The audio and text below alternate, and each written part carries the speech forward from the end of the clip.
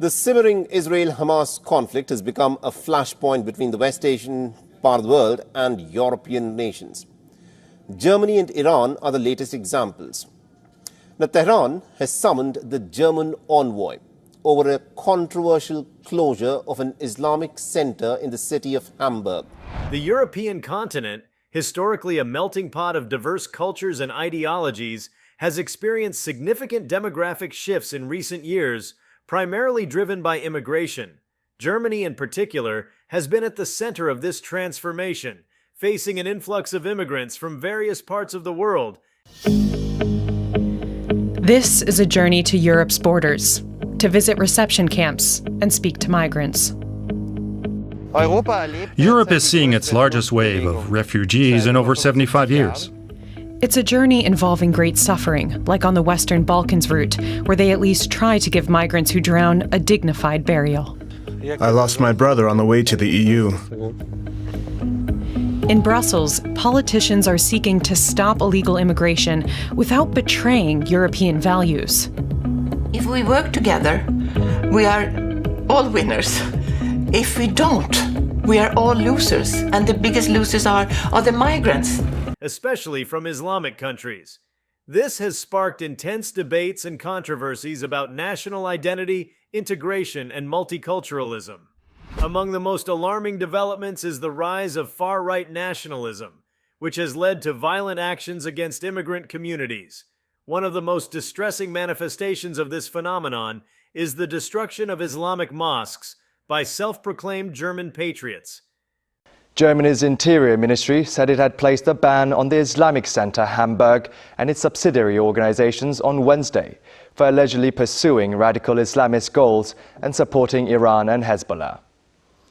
Interior Minister Nancy Faeser said that she banned the Islamic Center as it was promoting Islamist extremist totalitarian ideology in Germany, and that this Islamist ideology is opposed to human dignity, women's rights, an independent judiciary, and our democratic government.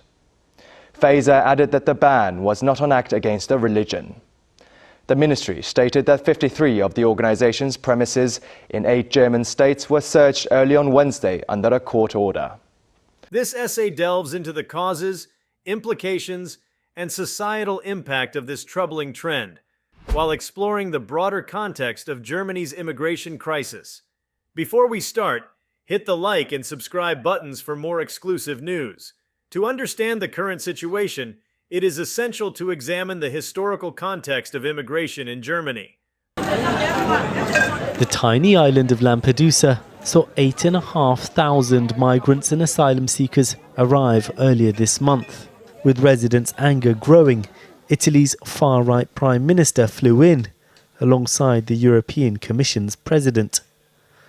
Giorgia Meloni was elected, promising to take a tougher approach on migration. Instead, numbers have soared under her watch. Italy's government has passed new laws allowing migrants due to be deported to be detained for up to 18 months, but jousting with her own right-wing coalition partners. Post-World War II, Germany experienced significant labor shortages, which prompted the government to invite guest workers, Gastarbeiter, from countries such as Turkey, Italy, and Greece. This initiative was primarily driven by economic needs, with the expectation that these workers would eventually return to their home countries. However, many chose to stay, leading to the establishment of immigrant communities within Germany. The fall of the Berlin Wall in 1989 and the subsequent reunification of East and West Germany further complicated the demographic landscape. The 1990s saw a surge in asylum seekers from war-torn regions like the Balkans. The early 2000s witnessed another wave of immigration, this time from Eastern European countries following the expansion of the European Union. The most significant and contentious wave of immigration occurred in the mid-2010s. New laws allowing migrants due to be deported to be detained for up to 18 months, but jousting with her own right-wing coalition partners. Meloni is pushing for a naval blockade of North Africa. migration has been turned into a flagship issue by parties, especially on the right.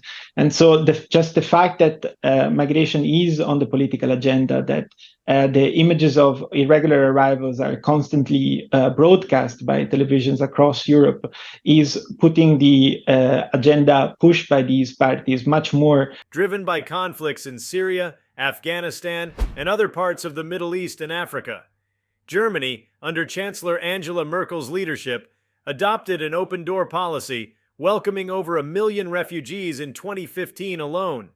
This decision was met with both praise for its humanitarian stance and criticism for its perceived threat to national security and social cohesion. The rapid influx of immigrants posed numerous challenges for Germany. Integration into the labor market, provision of social services, and cultural assimilation became pressing issues. The strain on resources and the perceived threat to German cultural identity fueled resentment among some segments of the population, giving rise to far-right nationalist movements. Far-right nationalism in Germany is not a new phenomenon. Residents feel abandoned by their government and taken advantage of by leaders in Europe. The migrants just come into our homes and threaten our women. They see them without a veil on. They have no respect for our traditions. And so, many in Al Amra would prefer to flee themselves. In fact, some have already left. Neji Khalif has a small store and many migrants come by to beg.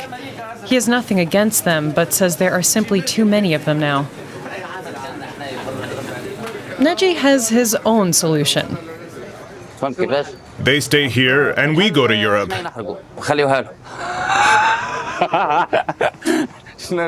It has its roots in the aftermath of World War I and the economic turmoil of the 1920s, which eventually led to the rise of the Nazi regime. Post-World War II, Germany's far-right movements remained on the fringes of society, but economic and social crises have often provided fertile ground for their resurgence. The recent immigration crisis has acted as a catalyst for the resurgence of far-right nationalism. Political parties such as Alternative for Germany, AfD, have gained significant traction, capitalizing on public discontent with the government's immigration policies. The AfD and other far-right groups argue that the influx of immigrants threatens German cultural identity, economic stability, and national security. Among the most extreme actions taken by far-right nationalists in their fight against immigration is the destruction of Islamic mosques. These acts of violence are driven by a combination of xenophobia, Islamophobia, and a desire to make a bold statement against the government's immigration policies. The destruction of mosques is not only a physical attack on property, shut down the Islamic Center Hamburg and banned the organization, accusing it of being an outpost of Iran's theocracy, promoting Islamist extremism and supporting Lebanon's Hezbollah militant group.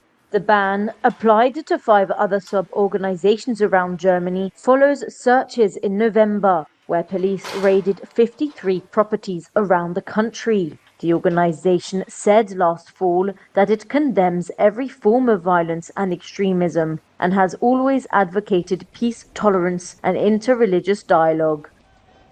But also a symbolic assault on the cultural and religious identity of Muslim communities in Germany.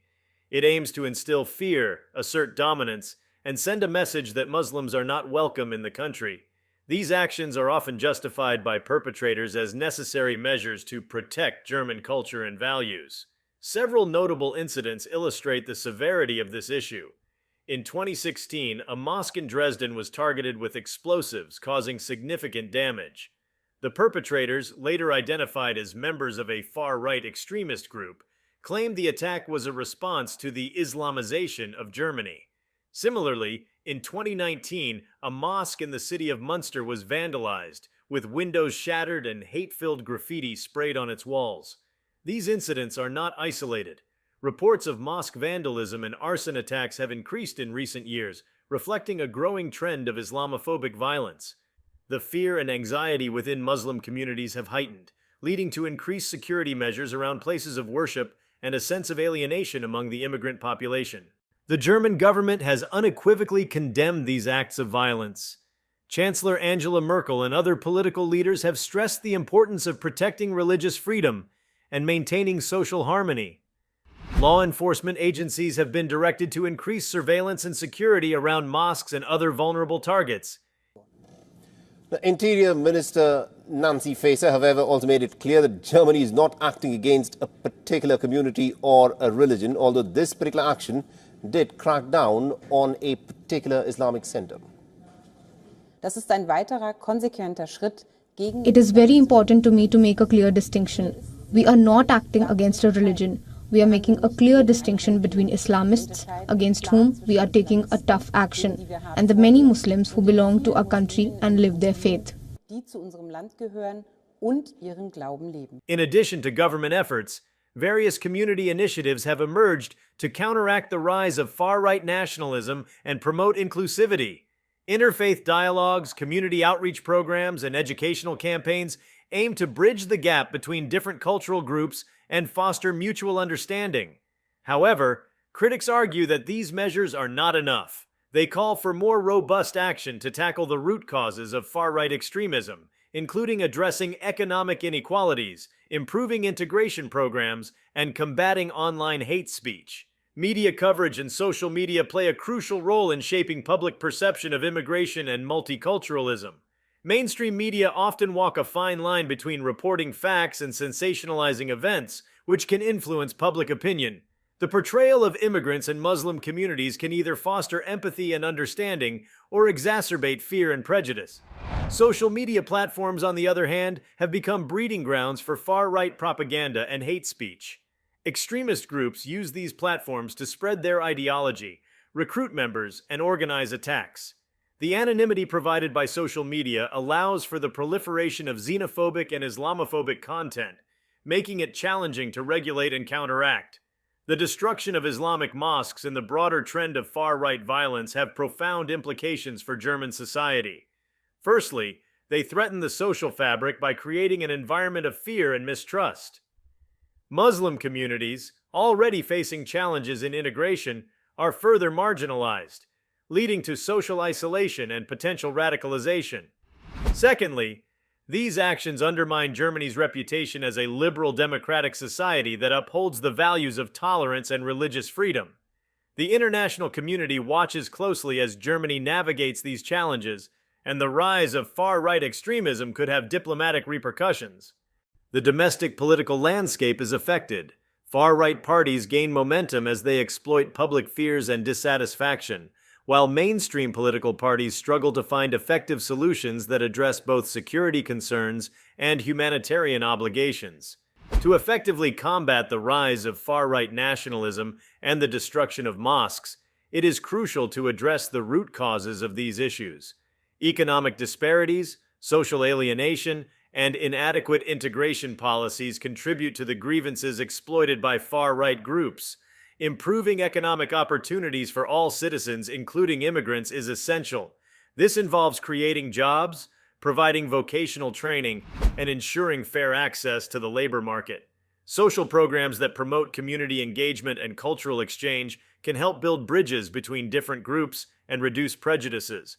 Education also plays a vital role. Schools should promote diversity and inclusivity, teaching students about the value of multiculturalism and the dangers of extremism.